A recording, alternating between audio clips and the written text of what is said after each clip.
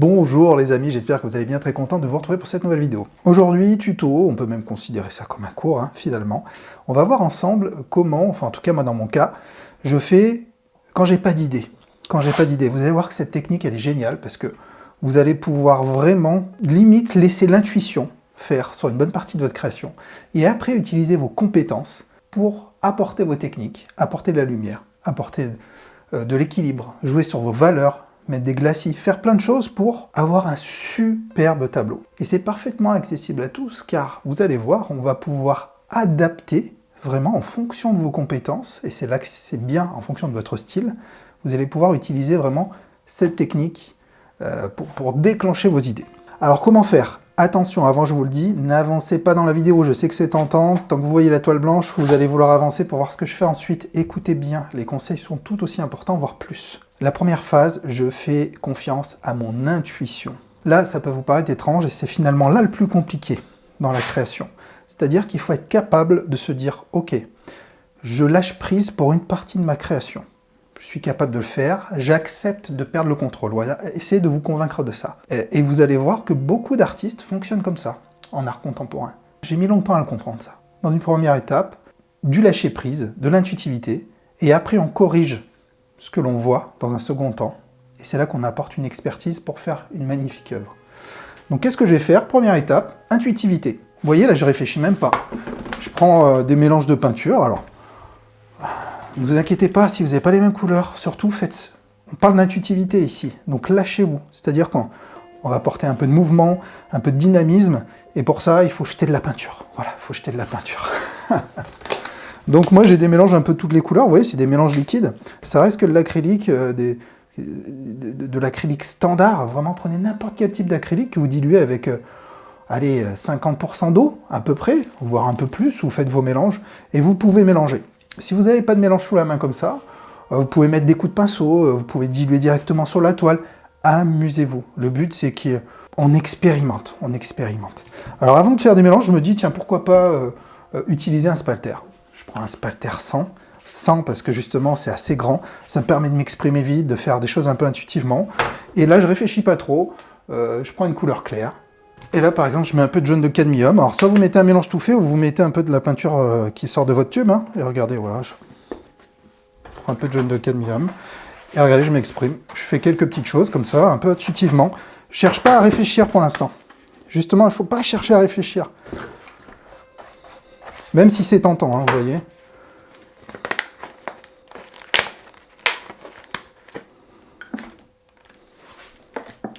Et je jette un peu la peinture. Voilà, je fais des choses... Je vous donne pas le nom de mes couleurs, parce que là, c'est vraiment, comme je vous dis, c'est l'aléatoire. Il faut s'amuser. Vraiment, là, faites confiance à l'enfant que vous avez au fond de vous.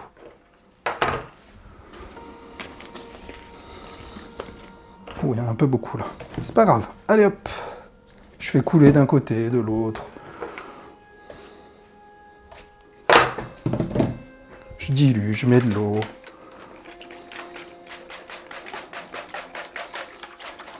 Vous voyez, là, on est dans l'intuitivité pure. Même si mon cerveau, il a envie un peu de réfléchir, j'essaye de lui dire non, tu ne réfléchiras pas. Pas pour l'instant, en tout cas. Voilà. Un couteau, par exemple.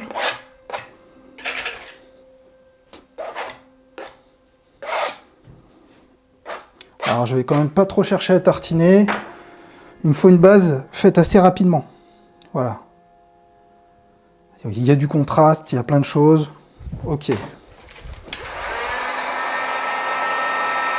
voyez, même quand je sèche, avec mon décapeur, je peux me servir de l'air pour continuer à travailler sur les effets.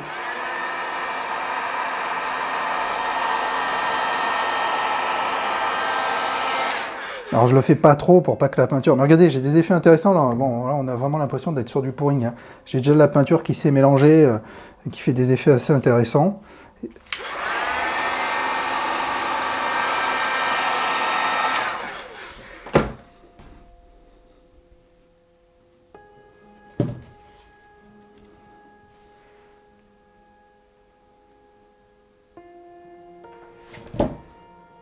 Ouais, je laisse couler, je m'amuse. Intuitivité, mes amis. Intuitivité.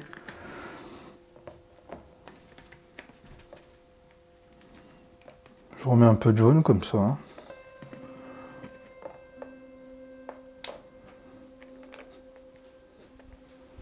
Allez, stop. Je pense que je vais m'arrêter là. Le but, c'est qu'on laisse quand même un terrain à exploiter, parce qu'après, ça, on va le travailler. Hein.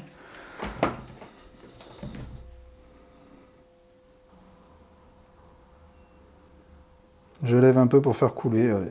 Ça me passe dans la tête. Je me dis, tiens, pourquoi pas. Allez, j'arrête là.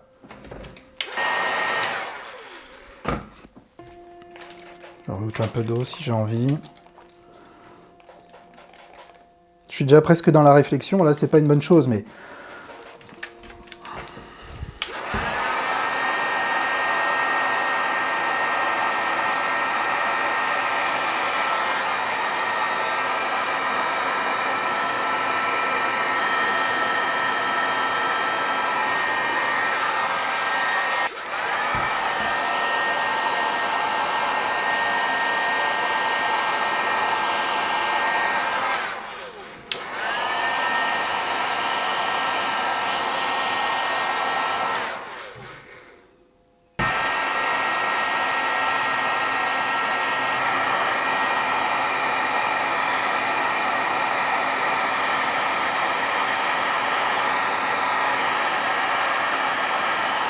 Voilà, donc vous voyez, j'ai mis un peu d'eau, j'ai chauffé un peu. Il y a déjà un terrain chargé, là. Certains pourraient se dire, oh, c'est bien, on en reste là, mais surtout pas, là, mes amis, c'est que le début. Mais le début, dans ces phases-là, est souvent très chargé, nourri de beaucoup de choses, hein, comme vous pouvez le voir. Hein. Là, regardez, il y a quand même pas mal... Bon, je vais éviter de le bouger, c'est pas sec. Mais là, l'objectif, c'est de laisser sécher tout ça, maintenant. Et après, de voir ce qu'on va en faire. Ce que je veux pas faire comme quelqu'un qui fait du pouring, qui fait quelques taches de peinture, qui se dit allez hop, c'est fini, on passe à autre chose. Surtout pas, parce que là, à quel moment vous apportez votre réflexion, vous apportez vos compétences. Là, j'ai déjà commencé, mon œil a déjà commencé à travailler, et comme vous voyez, j'ai rajouté de l'eau là, ici. J'ai chauffé un peu, j'ai fait différentes choses qui engagent déjà, finalement, ma réflexion. Inconsciemment, j'ai eu cette envie d'aller vite, mais il faut pas que je sois trop tenté de continuer là-dessus pour l'instant. Je veux figer ça, le considérer comme un terrain aléatoire que je vais après travailler. Et vous allez voir que c'est toute cette deuxième phase qui va demander du travail. Donc je laisse bien entendu sécher, ça va prendre un certain temps, et après je reviens vers vous pour travailler, voir ce qu'on peut faire avec ça, donner de l'équilibre, donner une véritable composition, apporter de la profondeur, trouver une cohérence, créer de l'équilibre. On va faire tout ça. Voilà les amis, j'ai attendu le séchage complet de ma toile. Alors on voit que c'est un peu foncé, hein, forcément, comme vous le savez, vous connaissez les propriétés de l'acrylique. D'ailleurs, je fais une parenthèse pour tous ceux qui veulent savoir le matériel que j'utilise et qui veulent recevoir un premier cours gratuit, ainsi que des conseils par mail. Le lien est dans la description. Voilà, c'est offert, vous avez juste à donner votre adresse email et vous allez tout recevoir. Suivez le lien, tout est expliqué. Voilà. Alors, comme je vous l'ai dit, première phase de travail quasi aléatoire. Voilà ce que ça a donné. Certains se diraient, oh, bah, c'est très bien, on le garde comme ça. Moi, non. Je veux aller plus loin. Première chose, maintenant que la phase aléatoire est finie, je vais faire tout le contraire, c'est-à-dire apporter de la réflexion. Enfin, réflexion par rapport au résultat que j'ai envie d'avoir. Ici, donc, c'est plutôt sympa. La première chose que je vais faire, j'ai déjà une petite idée, mais voilà, je tourne un peu ma toile, et je me rends compte, en termes de composition, que j'ai envie de travailler. Je trouve ça plus cohérent dans ce sens. Donc, il n'y a pas de souci, vous pouvez le tourner, vous regardez. Voilà, moi dans mon cas, là, ça me va très très bien. On a déjà un beau terrain texturé, mais il y a différentes choses que l'on peut faire pour équilibrer tout ça. Première chose qu'on peut faire, quand je regarde un peu ici les verts, si je veux soutenir un peu mes verts et les lier avec les nuances jaunes que j'ai ici, je peux utiliser un jaune, tout simplement. Donc je peux prendre un jaune de cadmium, hein. Moi maintenant je travaille avec les golden, mais vous pouvez très bien prendre une peinture fine, celle que je prenais par exemple, les System 3 sont également très bien.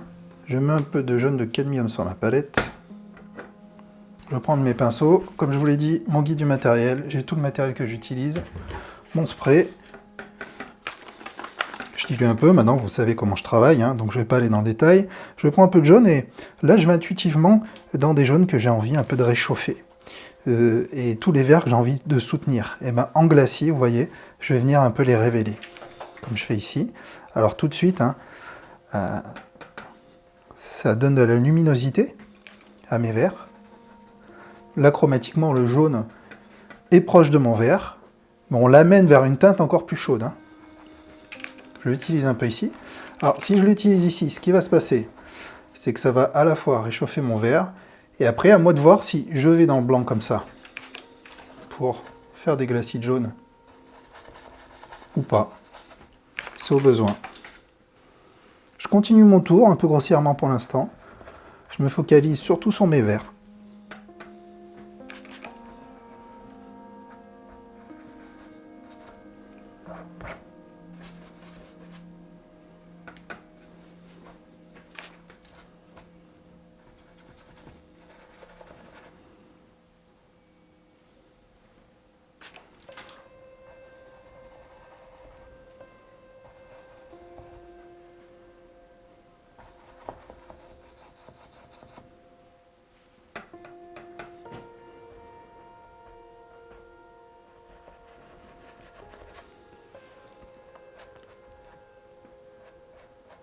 Voilà, je me laisse guider, j'essaie de trouver un équilibre, d'apporter un peu de chaleur, sans trop en mettre.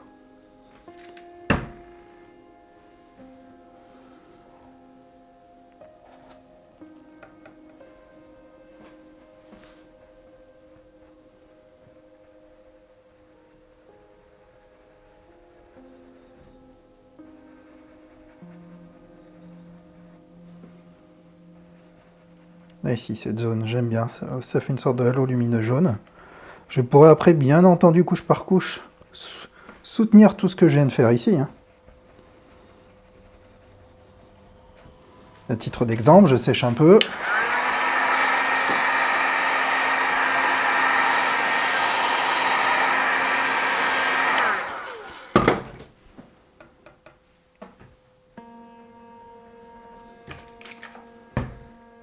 Et je continue.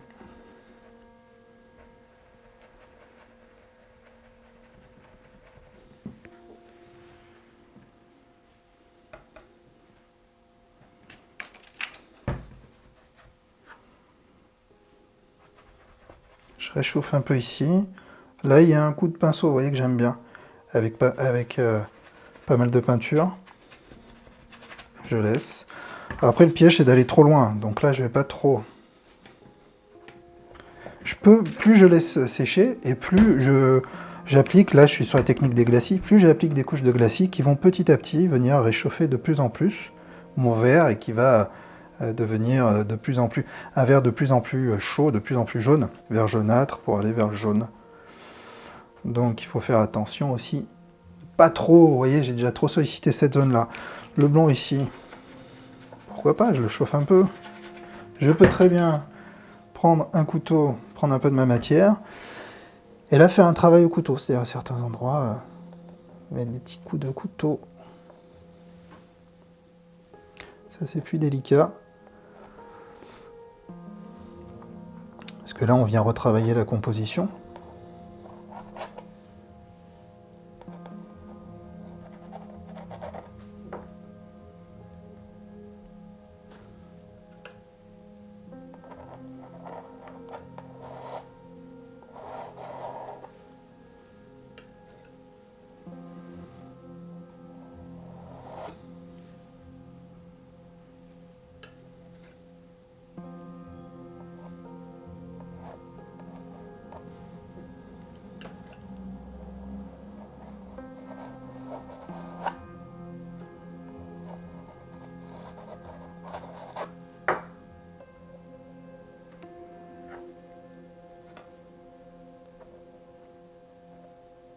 Là, je joue. Là, ce qui est... vous voyez, laissez-vous aller, mais là, je joue sur les contrastes. Contraste qui n'est pas anodin, c'est pas un hasard. Ce jaune orangé, mon cadmium, bon, qui est plus jaune qu'orangé, mais quasiment jaune orangé, qui vient en contraste, qui vient contraster sa complémentaire, le violet, là. Donc, eh ben, forcément, ça fait du bien à l'œil. Ça fait un rendu sympa, car on sait très bien que ces deux couleurs se marient très bien ensemble. N'oubliez jamais vos complémentaires. Ça, j'en parle dans tous mes cours, hein, vous le savez.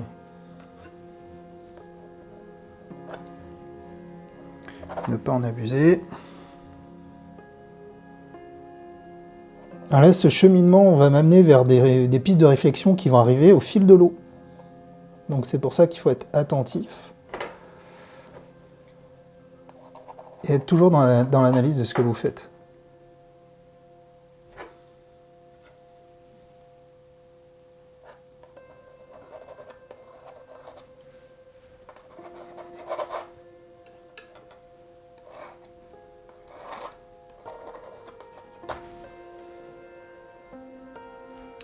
On commence à avoir un terrain qui est bien nourri.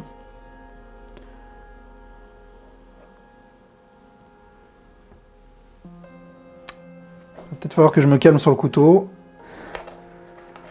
Un peu là, j'aime bien cette zone.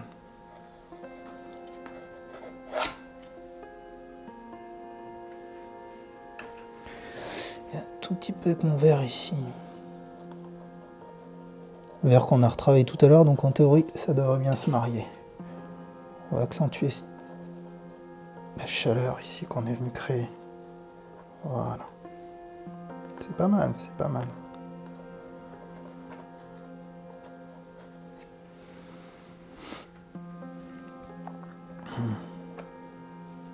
Allez, stop! Stop pour cette phase-là, en tout cas. Je sèche tout ça.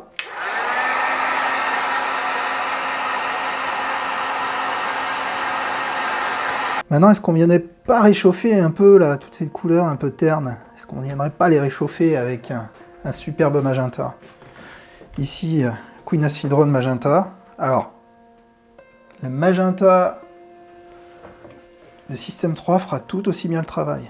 Là, il y a quand même une différence, mais elle n'est pas flagrante. C'est surtout le comment vous allez l'utiliser, votre peinture. Où vous allez la mettre. C'est sûr que si ici je mets un magenta sur du jaune, je vais avoir un orangé pas forcément très intéressant. Si je le mets sur mon violet ou sur les teintes bleues, aïe aïe aïe, vous allez voir les violets comment ils vont devenir incroyablement magnifiques. C'est ce qu'on va faire ici. Un tout petit peu de magenta, vous voyez, là j'en ai vraiment pas mis beaucoup pour l'instant. On est sur une peinture extra fine, hein, je vous le redis.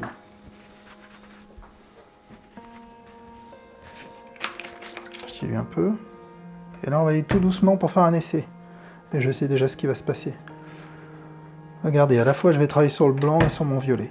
Le violet, ça va le soutenir, ça va un peu le réchauffer. Et mon blanc, on va avoir de subtiles teintes rosâtres qui manquent cruellement à ce tableau. Regardez.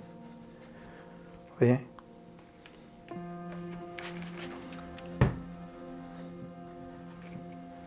Un peu ici. On va faire le même effet ici.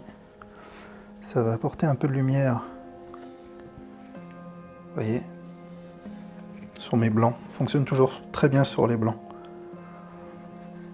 Là, voilà. Alors là, plus subtil, attention. J'ai un univers, j'ai du vert, faut surtout pas que j'aille dans le vert avec mon magenta.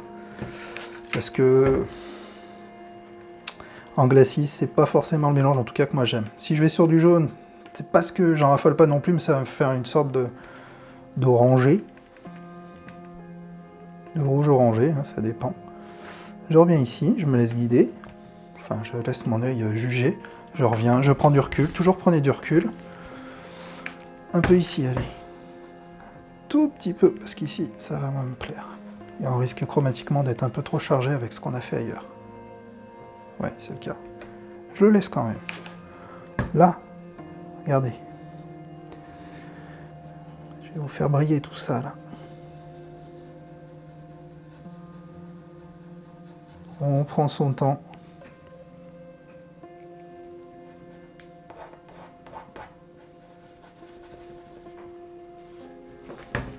Il y a avec parcimonie, hein. Vous voyez déjà, il y en a déjà presque trop. Hein. Là, c'est plus délicat, parce que là, on a pas mal de... On a un passage entre couleurs froides, chaudes, qui est pas évident. Mais je peux... Sur le violet, il n'y a pas de souci. Sur le bleu et mes turquoises, ça va commencer à les transformer en violet. Donc j'y vais doucement. Ouais, voilà, c'est pas flagrant, c'est normal.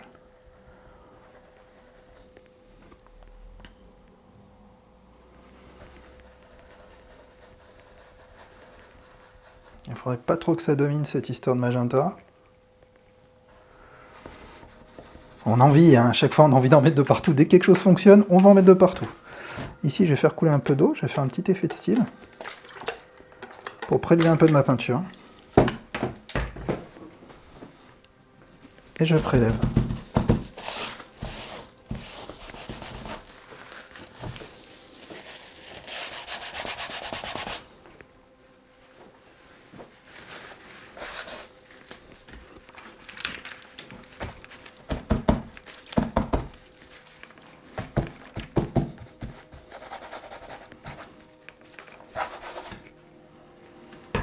Ok, c'est pas mal, c'est pas mal. Un peu de couteau. On l'a déjà fait avec le jaune, donc faut pas en abuser. Mais je me vois bien en faire un tout petit peu avec mon magenta.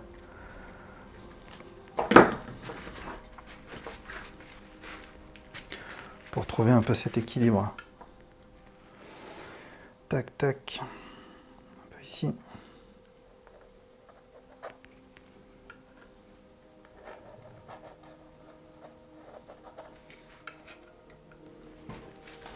Là. Là, depuis tout à l'heure, j'ai envie. Voilà, c'est exactement ce que j'avais en tête. À force de faire des tableaux, vous allez pouvoir anticiper le rendu exact de ce qui va se passer avant de mettre une couleur. Et c'est cette capacité à anticiper et votre discernement qui va vous amener vraiment à faire votre truc à vous.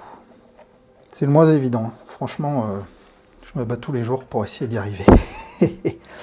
Tac, tac, tac. Alors c'est pas évident de vous parler en même temps, donc forcément, quand je fais ce genre de vidéo, faut pas trop juger mes créations. Puis ça reste un exercice, évidemment. Mais vous voyez là, les petits contrastes que j'aime bien. Je regarde, alors parce qu'avec la lumière, là, c'est pas forcément évident. On a un fond assez foncé, mais qui a du caractère. J'ai envie de le garder comme ça.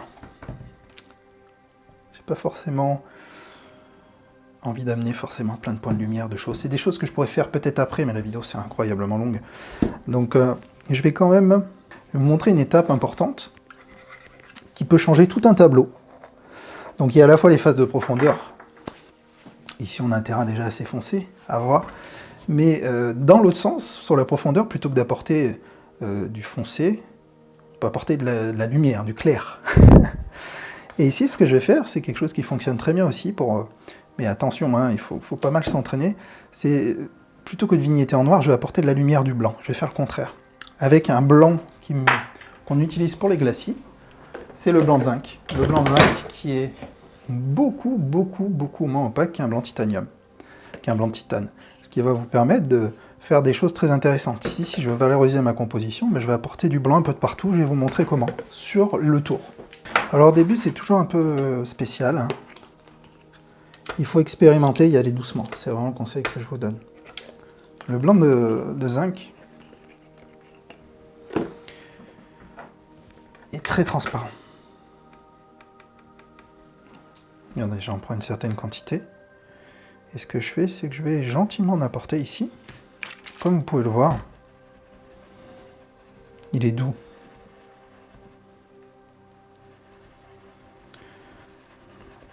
Donc il faut l'utiliser en prenant son temps. Et moi je vais faire le tour de ma toile. Ça je vous l'ai montré dans de nombreux de mes cours. Je vais à certains endroits juger là où il est stratégique d'en mettre. Et je vais faire le tour de ma toile comme ça. Plusieurs tours et surtout un certain nombre de couches. Pour arriver à décider ce que je fais. Et jusqu'où je veux adoucir tout ça. Regardez mes teintes, mes verts. Ça les ternit un peu. Ça joue sur la saturation. Mais on peut jouer sur la saturation via les glacis. Vous voyez, ça en est la preuve. Alors désolé pour le bras qui est dans l'axe de la caméra. Je ne peux pas faire autrement. Ici.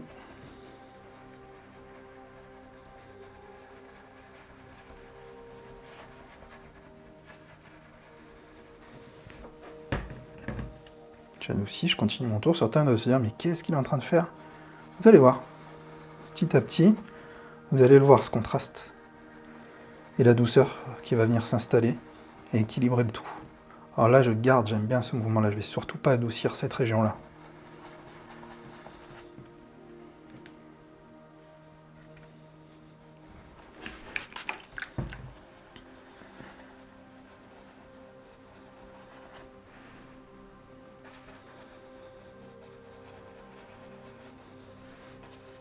Regardez, ça apporte beaucoup de douceur à ce violet. Ça, faut l'anticiper aussi pendant votre création. Moi, ma méthode, c'est pas de me jeter sur la toile. La première couche, ok, on allait vite. Mais après, on prend son temps pour le reste. Parce que c'est dans les détails que ça va se passer. Vous voyez ce que je veux dire? Regardez, il y a des choses intéressantes qui commencent à arriver.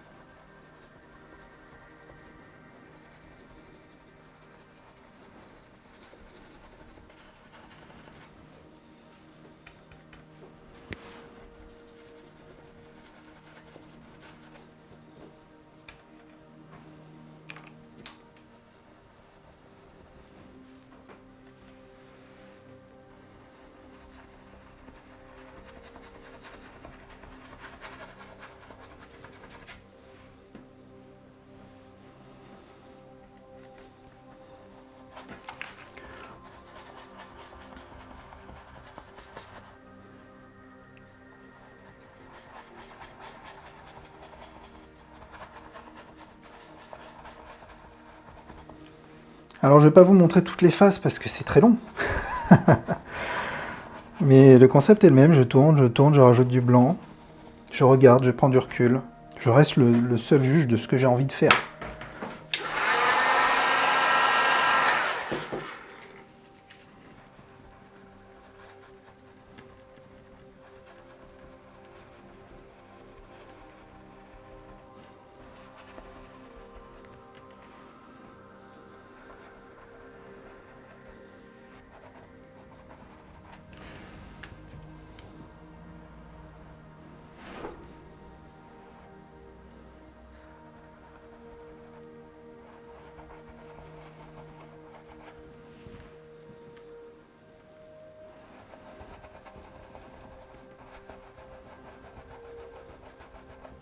Vous sentez la douceur qui commence à s'installer?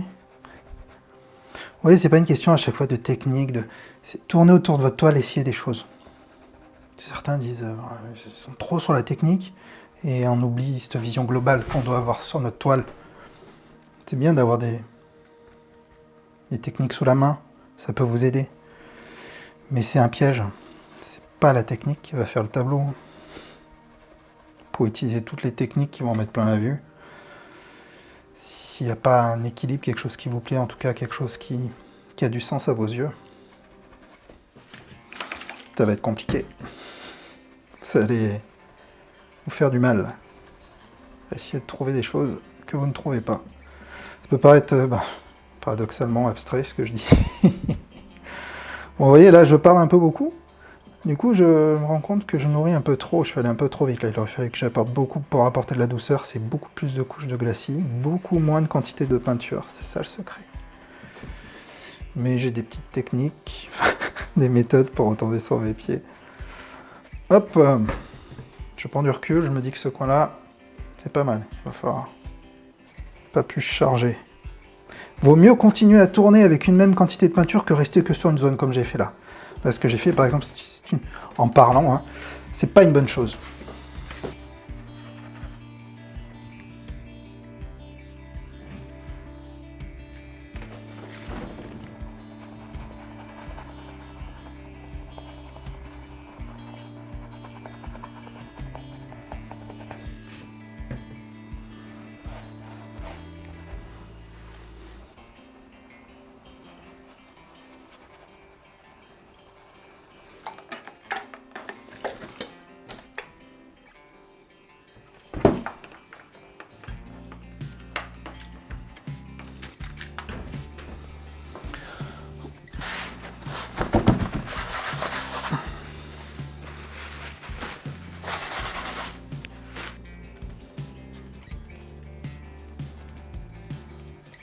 J'accentue un peu mes blancs sur les bords pour finaliser.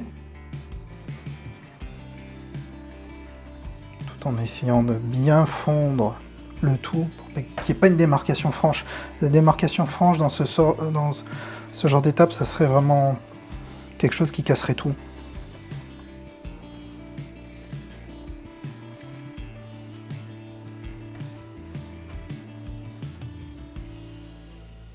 Donc voilà, je suis sur un travail un peu plus minutieux.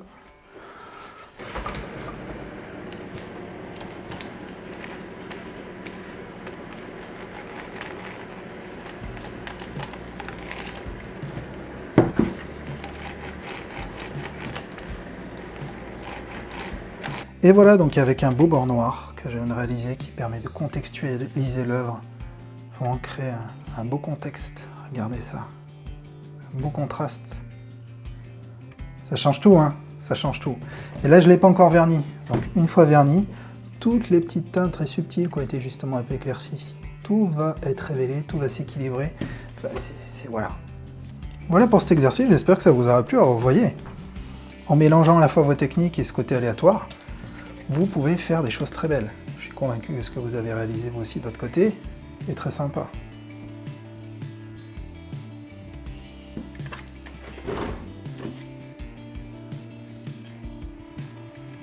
Il manque effectivement le vernis là.